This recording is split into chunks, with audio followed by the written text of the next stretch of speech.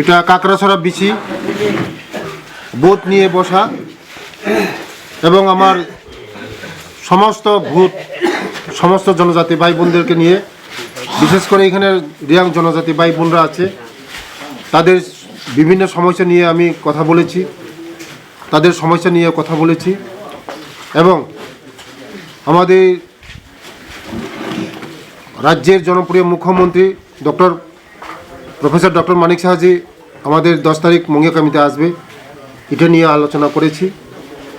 এখান থেকে যাদের তারা বুথে থেকে যাবে এবং এই বুথের বিভিন্ন সমস্যা নিয়ে পানীয় জল এবং ডেভেলপমেন্ট কীভাবে করা যায়, শিক্ষা দীক্ষা ব্যবস্থা কীভাবে উন্নতি করা যায়, তাদের ছেলে মেয়েদেরকে আরও কীভাবে শিক্ষা দীক্ষা উন্নতি করা যায়, এটা নিয়ে আজকে বসা এবং তাদের সঙ্গে আলোচনা করা, এটা নিয়েই আজকে আলোচনা হয়েছে। এখন নমস্কার।